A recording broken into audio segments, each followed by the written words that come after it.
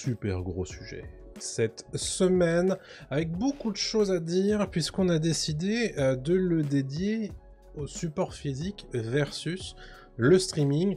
Est-ce que le streaming est en train de détruire les Blu-ray et les DVD? Je pense que la question, elle est un peu vite répondue, comme dirait l'autre, et pourtant, le DVD, le Blu-ray continue à se maintenir quand même dans les étals de nos Fnac, de nos grands magasins, de nos Carrefour, de nos Leclerc.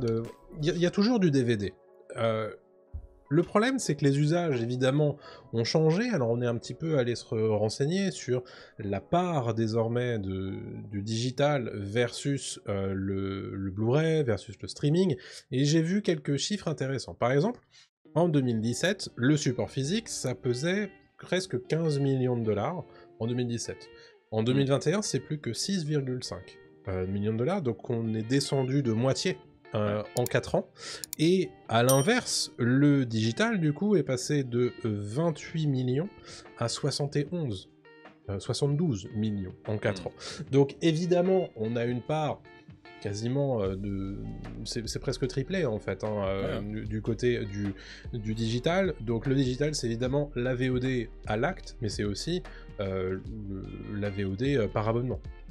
Évidemment, on va toujours faire en sorte de mettre en comparaison Netflix et les autres services de streaming et le support physique. Moi, il y a un truc qui m'a frappé récemment. Je suis allé dans une Fnac, évidemment, pour faire mes courses de Noël, puisque voilà, il faut quand même que j'aille sélectionner pour le Père Noël ce que je vais demander, bien entendu. Hein. Voilà, on embrasse la Gen Z, non, je rigole. Mais et évidemment, je me suis rendu compte en fait qu'il y avait quasiment plus de rayons DVD. Ouais, c'est vrai. Alors, évidemment, il y a plus de Blu-ray maintenant que de DVD, et encore, le DVD fait de la résistance, on en parlera. Mais ça m'a surpris, je me suis dit, mais attends, il y a plus de disques et de vinyles que de DVD dans ma Fnac, quoi. J'étais surpris, l'autre fois, pareil, je suis allé dans une Fnac, j'étais surpris du rayon vinyle. Ouais.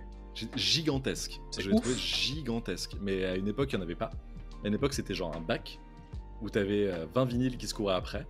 Et maintenant, c'est un rayon entier, mais vraiment énorme, hein, avec limite 2 vendeurs qui viennent te conseiller, quoi. Et tu fais, ok, donc en fait, ça n'a pas de rapport évidemment, parce que là, on parle pas de l'industrie musicale, mais c'est vrai que tu sens qu'il y a des ponts.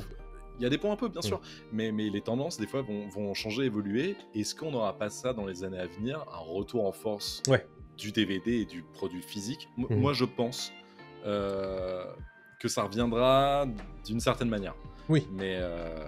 Mais c'est vrai que c'est ultra intéressant comme sujet. On voulait vraiment en parler parce que et on en a parlé en filigrane des fois avec des news en fait dans l'émission, notamment Christopher Nolan qui défendait justement le produit physique. On avait parlé aussi par exemple de Willow qui a disparu de la plateforme Disney+, un film The Great Ivan je crois avec Bryan Cranston qui a disparu de Disney+ aussi, etc. C'est des films qu'on ne peut pas retrouver ailleurs, des films qui ont été diffusés sur une plateforme et qui aujourd'hui n'existent plus, sauf si vous l'avez enregistré peut-être, je ne sais pas, et vraiment je parle d'un produit physique parce que sur les sites de streaming, etc., pour moi ça compte pas, c'est du digital aussi. Donc tout ça fait que, en fait il y a des films qu'on ne voit pas, des séries qu'on ne voit pas, qu'on ne peut plus voir, et ce qui nous a vraiment donné envie de faire ce sujet ce soir, c'est une news qui a été sortie il y a très peu de temps, là, cette semaine, par rapport à 28 jours plus tard. 28 jours plus tard, donc, qui est le premier film de la franchise de zombies et d'infectés avec Cillian Murphy, réalisé par Danny Boyle et écrit par Alex Garland, qui va d'ailleurs avoir droit à un 3e opus qui s'appellera 28 ans ou 28 années plus tard.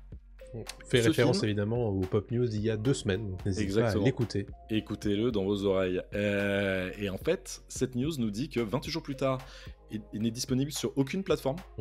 Genre, impossible de le trouver, que ce soit sur Netflix, Prime Video, Disney+, ça peut être, je sais pas, même Apple, etc. Bon, c'est normal que ce soit pas sur Apple. Disponible nulle part. Et le Blu-ray est en rupture de stock. Donc en fait, il n'y en a plus non plus. C'est impossible de le trouver en Blu-ray. Et là on se dit, attends, si vraiment je veux voir et me refaire le premier film, parce qu'en plus il y a un 3e opus qui va sortir, je ne peux même pas le faire, quoi. Ça. Et là, et moi ça m'arrive souvent quand je suis en train de regarder un film par exemple, on peut être inspiré, je sais pas si ça te le fait de temps en temps, tu regardes un truc sur une plateforme et tu te dis, attends, c'est vrai que ça c'est un film de Nolan. Tu dis il y a Tenet sur Netflix. Tu en fait ouais Tenet, ouais, sympa sans plus quoi. Par contre et le Prestige, vas-y j'ai envie de me refaire le Prestige ou Memento tu vois. Tu vas sur 3 plateformes, ils y sont pas. Et là tu fais putain je regarde ma DVD tech à côté de moi, je fais bah ouais mais j'aurais bien aimé la voir en fait là. Exactement. Là à ce moment-là j'aurais tellement voulu la voir et le mettre directement dans mon lecteur quoi. Et je complètement. C'est une question qui peut se poser évidemment plus largement aux gens qui nous écoutent sur Twitch, aux gens qui nous écoutent sur YouTube, sur Dailymotion. N'hésitez pas à commenter hein, vous. Quel est l'état de votre DVD tech? À une époque, on parlait d'une DVD tech. Les gens avaient eu des DVD tech chez eux.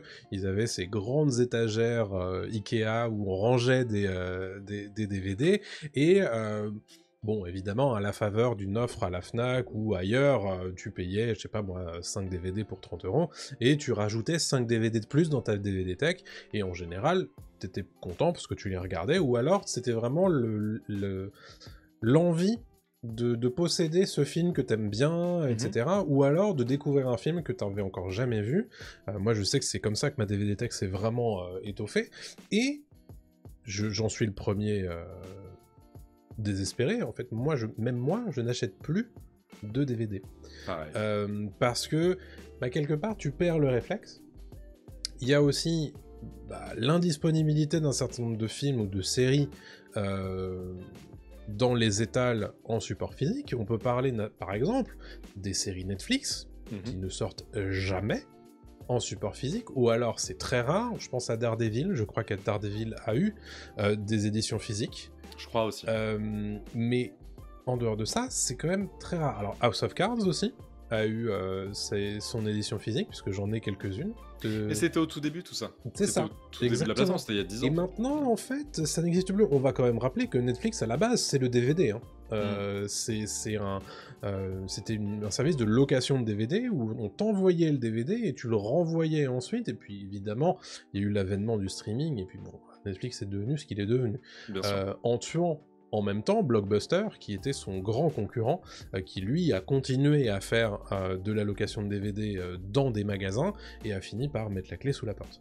Bon, en France ça ne se fait plus, ou alors c'est très très rare, je pense évidemment aux quelques irréductibles qui sont encore à Paris notamment, sur la butte Montmartre et chez le vidéoclub de Combini dont j'ai oublié le nom. JM Vidéo, non, c'est pas ça? Voilà, donc ça c'est évidemment de plus en plus rare et tu t'imagines que ça tend à plutôt péricliter puisque les gens ont perdu l'habitude, mais quelque part il y a aussi les gens qui...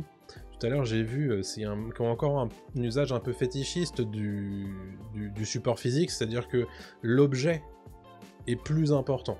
Le fait de posséder la chose, d'avoir son habitude d'aller chercher dans un vidéoclub le DVD qui nous plaît, d'en parler peut-être même avec le gérant du vidéoclub et revenir chez soi, se faire sa soirée DVD et rendre ensuite le DVD, ça c'est une habitude que j'avais quand j'étais gamin, que j'ai évidemment perdu puisque il y en a plus de vidéoclub autour de chez moi, mais tu te dis qu'il y a encore, comme le vinyle du côté des musicos, cette envie peut-être de profiter d'un objet, et peut-être que les ventes de DVD, elles continuent en ce moment, parce qu'il y a aussi des belles éditions qui sont proposées, avec des jolis DVD, beaucoup de bonus, des éditions peut-être un peu plus chères, mais un peu plus classieuses aussi, un peu plus prestigieuses. Criterion notamment. Par exemple. Il y en a aussi en France. Il y a tout un marché du collector qui me fait penser, moi, personnellement, au marché du vinyle, où évidemment le vinyle, c'est pas donné, mais t'as un bel objet chez toi aussi, et t'es content d'avoir ce truc et d'avoir dépensé pour cet objet-là, d'un film que tu apprécies, ou d'un disque que tu apprécies, quoi. Mais le problème, c'est que cet achat-là... il est quand même rare, parce que tu peux pas le faire non plus, tu peux pas acheter un DVD 40 € toutes les semaines, quoi. Et il est devenu plus rare, je suis entièrement d'accord, et il y a beaucoup d'angles sur ce sujet-là. Moi, tu vois, l'objet de collection, je l'ai plus. Je l'avais à une époque, je l'ai plus. Pourtant, mes finances sont meilleures que quand j'étais jeune, quand j'étais étudiant, et pourtant, j'achète plus de DVD et de Blu-ray, même si je pourrais plus me faire plaisir que quand j'avais 17, 18, 19 ans, quoi. À l'époque, vraiment, je voulais mon film que j'adorais, comme tu l'as dit tout à l'heure, parce que même si je le revois pas tout de suite, je suis content de l'avoir dans ma bibliothèque, dans ma DVD Tech, quoi. Je le fais plus aujourd'hui. Je le fais plus pour 2 raisons. La première, elle a été évoquée dans le chat par Armel, c'est le fait que tu compares un abonnement à une plateforme de streaming qui coûte, aller en arrondissant, un DVD, alors que tu as accès à un nombre incalculable d'œuvres, ça prend quand même beaucoup moins de place chez toi, etc. Bien sûr. Évidemment, rien que pour ça déjà, quoi. Bien rien entendu. que pour l'aspect c'est le côté Marie Kondo. Exactement, mais c'est bête, mais voilà, c'est un côté très épuré. Non, mais voilà. Je suis venu chez toi, je suis pas d'accord. Ouais, non, mais moi-même, je suis pas d'accord avec moi. Et deuxième chose, il y a ce côté, au-delà de l'aspect financier, de est-ce que j'ai envie de prendre le temps de regarder un film alors que j'ai tellement de choses à ma disposition, de contenus qui me sont envoyés dans la tronche en permanence. Regarde Netflix, il te dit mais il y a One Piece qui sort demain, il y a True Detective, et puis en fait t'as pas vu le dernier film de Fincher, et puis machin, etc. Et tu fais en fait j'ai trop de choses. Il y a plus cette sortie, ça n'existe plus vraiment, tu vois, ce truc un peu, voilà. Au-delà de ça, et le DVD a sauvé des films aussi, il faut le rappeler. Complètement. Le DVD et le Blu-ray, mais plus le DVD, Fight Club, évidemment, est un représentant de ce phénomène. Fight Club a été un énorme four au cinéma. Est devenu culte par la suite parce que il a eu une super vie en DVD. Les gens se sont rués sur le film. Il y a eu un énorme bouche à oreille pour le DVD. Ça aurait pu être un film qui serait resté un peu obscur et qui n'aurait pas marché si le DVD n'avait pas fonctionné non plus, quoi. C'est pas le seul exemple. Et aujourd'hui, on n'a plus ça parce que si un film comme par exemple là, tu prends la comédie romantique avec Sydney Sweeney. Le film a très mal commencé. Heureusement pour lui, le bouche-oreille a bien fonctionné, etc. Donc ensuite, le film a cartonné au cinéma. Mais si ça avait continué sur cette lancée, justement, où le film fait pas du tout de fric au box-office, il serait craché. Personne ne serait allé l'acheter, tu vois, en DVD, parce que plus personne n'achète de DVD. Les plateformes, aujourd'hui, sont tellement frileuses qu'elles ne vont pas prendre un produit qui n'a pas fonctionné ailleurs. Donc en fait, elles le faisaient à une époque, mais elles le font plus aujourd'hui. Ouais. Donc voilà, ça fonctionne plus. Le DVD avait ce truc de même si ça n'a pas fonctionné, au pire, il va forcément être édité et il sera forcément disponible. Alors qu'aujourd'hui, en fait, c'est la prime à. J'ai l'impression, hein, je sais pas, je me trompe peut-être, mais c'est un peu la prime à la qualité. Et si ça marche pas, t'as pas le droit à l'erreur. Et allez, ciao, on passe à autre chose, quoi. C'est très rare. C'est aussi la prime à la nouveauté. Hein. On en parle régulièrement quand on parle de Netflix et des plateformes de streaming. C'est un film et un projet chasse l'autre. Et si t'as pas cartonné sur ta semaine de lancement, c'est ciao, quoi. C'est la même chose dans les salles de cinéma. Hein. Si tu cartonnes pas tout de suite et qu'il n'y a pas de signe encourageant, tu t'en vas en deuxième semaine, quoi. Tout à fait. Donc, il y a une problématique aussi sur la pérennité de l'offre aussi, et sur ce qu'on est capable d'avoir en disponible en légal ou pas. C'est-à-dire que, alors moi j'ai trouvé une étude de l'Arcom qui est sortie en 2023 et que je trouve extrêmement parlante sur l'état de la disponibilité de la culture filmique en France. Les chiffres sont extrêmement parlants. Donc ils ont fait un test, en fait ils ont sélectionné un pool de films, de 34 000 films qui sont sortis entre 1950 et 2021. Et ils sont allés voir lesquels sont disponibles dans une offre de VOD en France, lesquels sont disponibles illégalement, et lesquels ne sont pas disponibles. Et il y a plus de films qui sont non disponibles en VOD et sur les sites illégaux que de films qui le sont sur ce pool. Donc on a 46% de ce total qui est non disponible ni chez l'un ni chez l'autre. 43%, donc quasiment pareil, qui est disponible en VOD, donc ça représente 14 500 films. Et on a 11% de ces films qui sont disponibles uniquement sur les sites illégaux. Donc on a une problématique aussi, c'est sur l'accès à cette culture-là, c'est que en fait, il se passe... On fait quoi des 54% qui restent, en fait ? Des 54% qui sont disponibles nulle part. Et alors, parce que là, évidemment, sur le global, évidemment, on s'est mis à produire beaucoup plus à partir des années 70, etc. Mais si tu regardes le taux de disponibilité pour les films qui sont sortis uniquement sur la période des années 50, il n'y en a que 16%.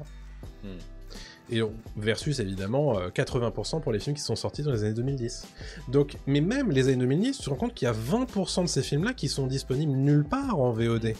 Donc tu te dis, en fait, qu'est-ce qu'on fait? Parce que évidemment, il faut. C'est aussi une question de patrimoine, tout ça. C'est que il faut parce que évidemment, ça revient aussi au côté nouveauté. Évidemment, la nouveauté va être plus regardable, plus bankable, plus tout ce que tu veux sur les plateformes de streaming et sur les plateformes de VOD. Mais derrière, qu'est-ce qu'on fait du patrimoine? Qu'est-ce qu'on fait des 84% des films des années 50 qui ne sont disponibles nulle part? Et ça, d'une manière générale, c'est des choses qui sont plutôt disponibles dans des bibliothèques au format DVD, en fait. Maintenant. Oui, bien sûr. Mais même au-delà de ça, faut même parler de l'aspect hardware et technique, en fait. C'est-à-dire qu'aujourd'hui, on peut même plus forcément lire de DVD facilement chez soi. Les box ne font quasi... Je crois pas qu'il y a de box aujourd'hui. J'en connais pas, perso, mais je suis sûr qu'il y en a. Ouais, mais tu vois, c'est très peu, c'est plus mis en avant. Ça, c'est plus quelque chose qui est mis en avant. Donc aujourd'hui, même si on achète un DVD, il faut aussi, tu vois, avoir du hardware qui suit. Évidemment, c'est pas très compliqué, mais on sent que c'est plus dans la mouvance des choses. Les ordinateurs portables ne proposent plus de lecteur DVD. On n'a plus ces choses-là. Il y a plus et j'aimerais aussi faire le parallèle, et je crois qu'on en a parlé un petit peu dans le chat avec le jeu vidéo. C'est la même chose. Le jeu vidéo propose du dématérialisé tout le temps. Ouais. À une époque, il y a 10 ans à peu près, je crois, c'était en 2014-2015, à l'époque de la Xbox One, Microsoft avait fait un move beaucoup trop en avance par rapport à son époque, c'était de proposer du dématérialisé. Allez, tout le monde était vent debout en disant mais c'est pas normal, Microsoft, vous pouvez pas proposer que du dématérialisé avec votre console, les gens ça marchera jamais, ils vont jamais...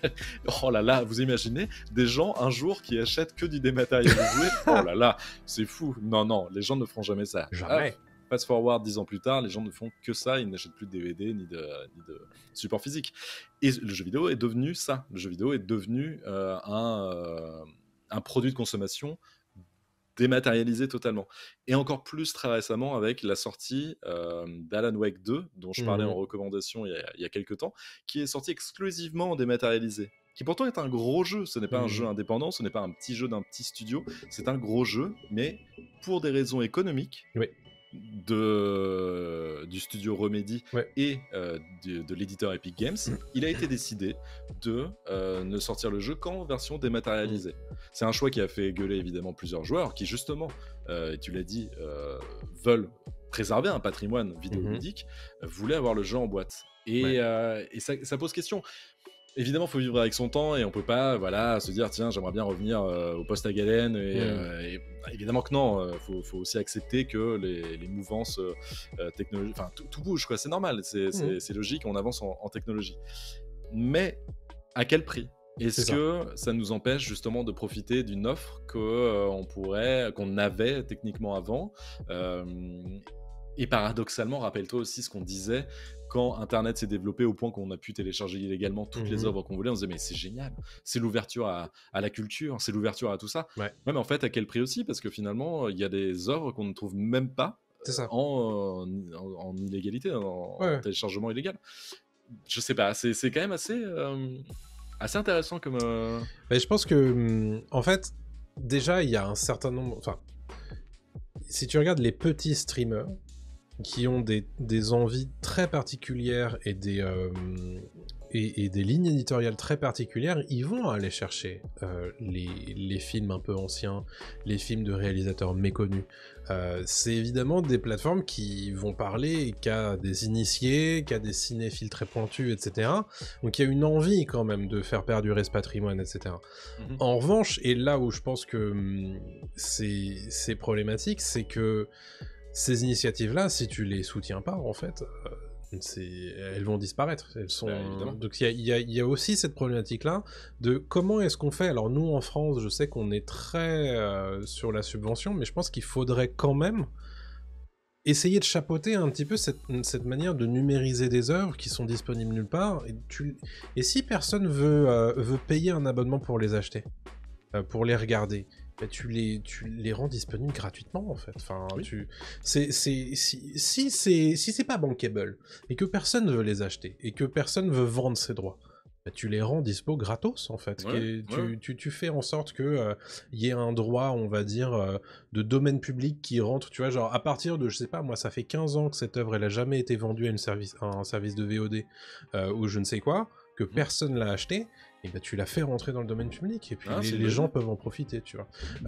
Donc il y a ce truc-là, moi je pense qu'il faut... Moi personnellement je suis attaché évidemment encore à l'objet, je fais attention à mes dépenses évidemment, mais il y a aussi le côté, c'est un truc qui a fait beaucoup de mal notamment aux joueurs console, on parlait tout à l'heure du jeu vidéo, le fait de pouvoir prêter un jeu. Ça, on est de moins en moins capable de le faire, parce que les gens achètent directement en dématérialisé via internet, et ils enregistrent directement le jeu sur leur console, donc c'est plus possible de prêter un jeu, mais tu peux toujours prêter un DVD, prêter un Blu-ray à quelqu'un. Tu peux aussi le revendre à un revendeur de DVD.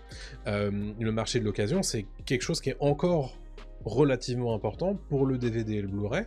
Quand tu vas, je sais pas moi, les équivalents de cash converters de nos jours, ou des gens qui sont un peu spécialisés là-dedans, ça te permet de trouver un petit peu des pépites, entre guillemets, des trucs que tu cherches depuis longtemps, et ça, c'est quelque chose qui est intéressant. Et moi j'aime bien regarder ma DVD Tech comme une bibliothèque, en me disant, bon, ça, en fait... j'ai envie de l'avoir chez moi et de le faire regarder un jour à mon enfant, tu vois, des choses comme ça. Plutôt que de se dire, mais en fait, si ça se trouve, là, il faut que je regarde Avatar, le dernier maître de l'air, parce qu'en fait, dans 3 mois, Netflix va l'enlever de sa plateforme, parce que ça leur permettra de faire des économies d'impôts, tu vois. C'est exactement ce qui... C'est pas une blague, hein, c'est exactement ce qui s'est passé l'an dernier avec l'incroyable Ivan, avec Willow chez Disney+. On n'est pas certain de ce qui va... être encore présent dans le catalogue de Disney+, de Netflix, de Warner Bros, de HBO, de Prime Video, dans 2 ans en fait. Et le fait de leur donner de l'argent ne vous garantit pas l'accès à un catalogue, à une DVD Tech chez vous. Vous avez accès à l'instant T, à ce qu'il y a sur leur catalogue. Mais dans 2 ans, quand vous serez plus abonné, vous aurez plus accès à rien. Exactement. Donc c'est aussi ça. Oui, parce que la propriété, voilà, l'achat, vous faites pas d'achat évidemment, vous louez un service. C'est un service, vous achetez pas l'œuvre, hein. Vous louez un service qui vous propose des œuvres, et eux ils font ce qu'ils veulent après avec le catalogue. J'aimerais terminer sur ce gros sujet, parce qu'on en parle depuis un bout de temps, avec une réflexion, c'est vrai, qui m'était pas venue, mais c'est un peu le côté émotion de la chose. Une réflexion de Lactic dans le chat qui dit: notre DVD Tech raconte un morceau de notre vie. Complètement. Et c'est super intéressant. C'est un peu ce que tu disais évidemment, en disant c'est un film que je veux montrer à mon enfant, etc. Mais je l'avais pas vu comme ça, et c'est vrai que c'est comme une bibliothèque classique, ça dit quelque chose de nous. Quand je vais voir quelqu'un voilà, dans son appartement, dans sa maison, que je regarde, je jette un œil un petit peu, est-ce qu'il a comme film, est-ce qu'il a comme bouquin, je dis, ah, c'est ce genre de personne, ok, il aime bien ce genre de film, il aime bien ce genre de bouquin, je fais, ah, c'est intéressant, on va bien s'entendre, tu vois. Ou au contraire, on va pas s'entendre. Et c'est là où tu peux faire des échanges aussi, en disant, ah, t'as vu, tiens, tu l'as et tout, même des échanges, même juste de discussion, en disant, ah là, on parle de ce film-là et tout. T'arrives chez quelqu'un qui a une télé, un ordinateur, qui regarde Netflix, tu ne connais pas la personne en fait. Tu sais pas qui est cette personne. Je vais peut-être un peu trop loin, on va pas sortir le violon, mais il y a un côté un peu désincarné, tu le disais tout à l'heure, un peu épuré, on n'a plus grand chose chez soi à part de la déco, quoi. Et un beau vinyle, c'est la même chose. Un beau vinyle, voilà. Ça dit quelque chose de quelqu'un, et on voit les goûts de la personne, on voit tout ça, quoi. On va terminer cette discussion avec la réflexion d'Arnaud qui dit « Tant qu'il a Dune, c'est un chic type ». Donc je ne suis pas un chic type, je suis désolé, je ne serai jamais un chic type. Bon, on va refermer cette grande discussion, mais ça nous tient à cœur, donc on voulait vous en parler. Évidemment, qu'est-ce que vous en pensez, vous, dans les commentaires ? Allez-y, on attend et on vous lira, bien entendu.